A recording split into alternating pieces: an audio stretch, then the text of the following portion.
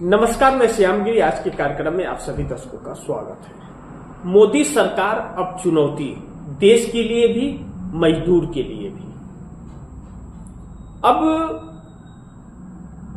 मोदी सरकार जिस तरह से मनरेगा को खत्म कर दी, पूरी तरह से आप समझ लीजिए मनरेगा खत्म हो गया। मनरेगा खत्म हो गया और जी राम जी की शुरुआत हो गई। लेकिन विपक्ष बीती रात से जिस तरह से पार्लियामेंट के बाहर ठंड में बैठ करके धरना दे रहा है, लाचारी उसकी देखने को मिल रही है कि इसके अलावा उसके पास और कोई रास्ता नहीं है।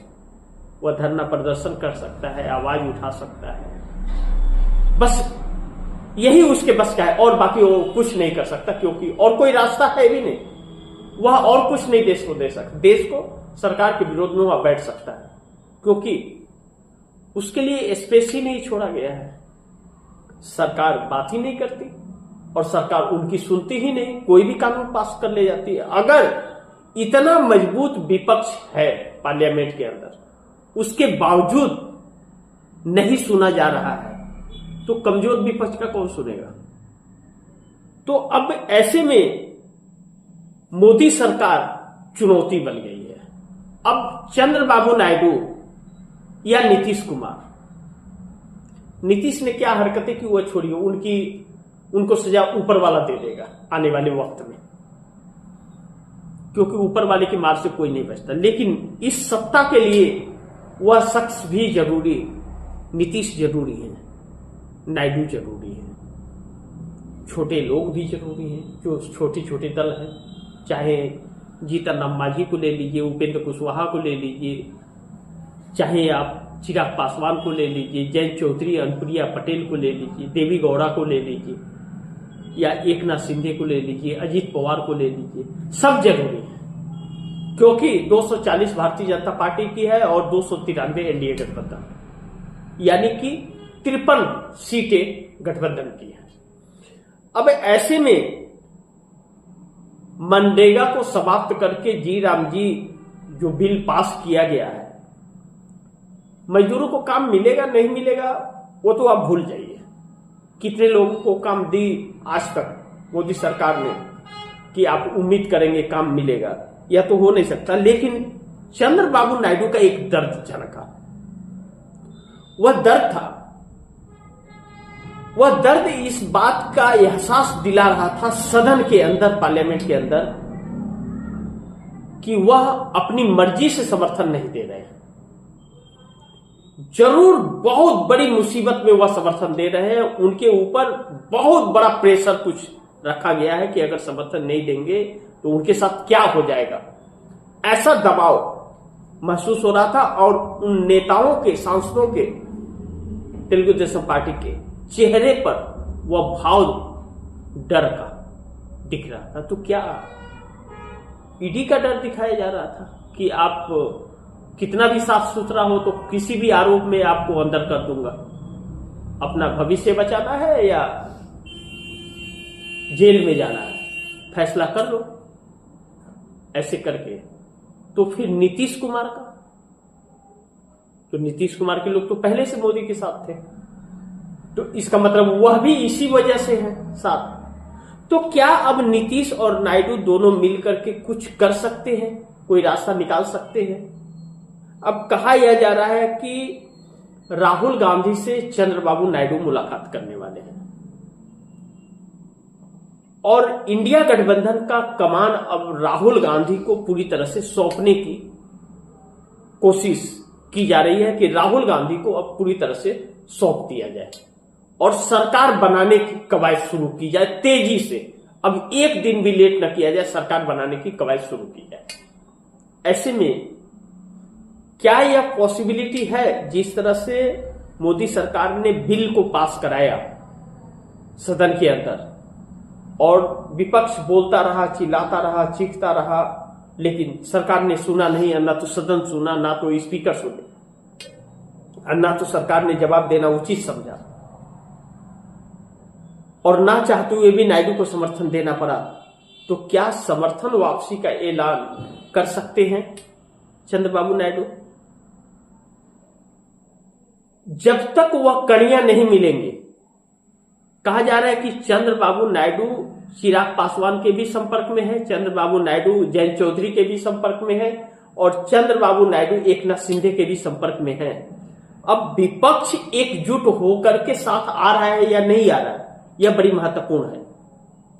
क्योंकि इस वक्त ठीक है, बिल पास हो गया, वह कानून तो लागू ही नहीं होगा क्योंकि मजदूरी तो इनको देना नहीं है। आप इसे इस तरह से समझ सकते हैं, इनकी योजना को मत जाइए आप। यह योजना एक दिखावा था, यह योजना का लाभ किसी को मिलना नहीं है, न तो सरकार के पास खजाना है देने का, ये सब एक दिखावा है। हकीकत यह है कि मनरेगा को खत्म करना था, सरकार के पास फंड नहीं था और वह सरकार ने कर दिया। अब दूसरी चीज जो बड़ी महत्वपूर्ण है, एप्स्टीन फाइल जो अमेरिका से आनी शुरू हो गई है, तस्वीरें 68 तस्वीरें देश के सामने आ चुकी हैं, लेकिन उसमें अभी भारत के लोगों का नाम नहीं है। लेकिन ऐसा मत समझिए कि भारत के लोगों का नाम नहीं है, नाम है, चाहे वह कैबिनेट मंत्री हरदीप पुरी हो और चाहे हमारे देश के प्रधानमंत्री हो। हिरेन जोशी के भी नाम बताए जा रहे हैं कि उनके हैं और बड़े बड़े ब्यूरोक्रेसी के नाम उसमें हैं। तो वह तस्वीरें भी आएंगे, उसे कोई रोक नहीं पाएगा, कोई नहीं रोक पाएगा, वह तस्वीरें देश के सामने आ जाएंगी। लेकिन अब यह सरकार तो एक बहुत बड़ी चुनौती बनी गई है ना, इससे तो इनकार नहीं किया जा सकता। और जब यह सरकार एक चुनौती बन गई है तो क्या नीतीश नायडू एक नहीं हो सकते? उनके लोग, नीतीश की छोड़ दीजिए, उनके जो सांसद हैं, क्या उन्हें नहीं लगता कि अब इस देश का लोकतंत्र ही खत्म हो रहा है? अगर समर्थन लेने के लिए इस तरह, ऐसी भी क्या इस कानून में है कि समर्थन लेने के लिए आप किसी को किसी भी हद तक आप सता सकते हैं? ऐसा पहले तो नहीं था। इसका मतलब कि देश में लोकतंत्र खत्म हो चुका है और तानाशाही है। तो इस तानाशाही का अंत करने के लिए, इस तानाशाही से देश भी तो ग्रस्त है, तो देश को छुटकारा देने के लिए क्या इन नेताओं को कोई ऐसा आन बान शान वाला फैसला नहीं लेना चाहिए? इसी तरफ चंद्रबाबू नायडू कदम बढ़ाते हुए नजर आ रहे हैं कि अब जेल जाना पड़ेगा, जाएंगे, सरकार गिर जाए तो गिर जाए हमारी आंध्र प्रदेश में।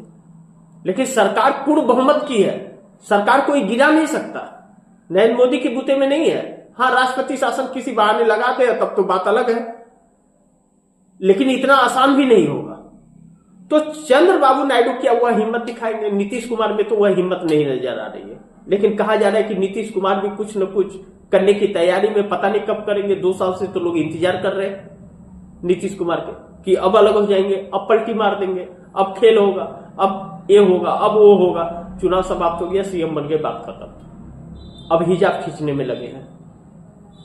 ऐसे में अमेरिका से जो तस्वीरें आ रही है उससे नरेंद्र मोदी को हटाने के लिए आरएसएस और भारतीय जनता पार्टी के नेता कुछ बहुत तैयारी कर रहे हैं, और इधर मोदी और शाह यह तैयारी कर रहे हैं कि भारतीय जनता पार्टी में से वैसे नेताओं को हटा दिया जाए जो इनके खिलाफ आवाज उठाने वाले हैं। यानी कि नितिन गडकरी जैसे, राजनाथ सिंह जैसे लोगों को हटाया जाए पहले, कि न रहेगी बांस न बजी बांसुरी। यानी कि पूरी भारतीय जनता पार्टी को कब्जा कर लो, अब आरएसएस सब निकाल करके फेंको बाहर। ऐसे में एक अलग खेल यह सब चल रहा है। देखना बड़ी महत्वपूर्ण होगा कि किस हद तक बात जाती है, लेकिन बात अब बहुत दूर तलक चल गई है। नीतीश भी और नायडू भी अब इंडिया गठबंधन की तरफ बढ़ते हुए नजर तो आ रहे हैं। देखना महत्वपूर्ण होगा कि सरकार से समर्थन लेने की हिम्मत जुटा पाते हैं या नहीं। लेकिन कहा जा रहा है कि अब जिस तरह से बातें चल रही हैं उस तरह से समर्थन वापस लेने की तरफ चंद्रबाबू नायडू बढ़ रहे हैं, नहीं तो चंद्रबाबू नायडू की राजनीतिक कैरियर आंध्र प्रदेश में समाप्त हो जाएगी। अगर मोदी के साथ रहे तो चंद्रबाबू नायडू किसी लायक नहीं बचेंगे, समर्थन देने के आगे जाकर के समर्थन देने के लायक नहीं बचेंगे, और नरेंद्र मोदी को किसी के समर्थन की जरूरत पड़ेगी नहीं अगर मध्यवर्ती चुनाव हो गया तो। और यह सरकार उसी तरफ बढ़ रही है, मध्यवर्ती चुनाव की तरफ और तानाशाही की तरफ। तो देखते हैं क्या होता है, थोड़ा इंतजार कीजिए। वक्त बहुत तेजी से बदल रहा है और जो खबरें आ रही हैं वह बहुत चौंकाने वाली हैं।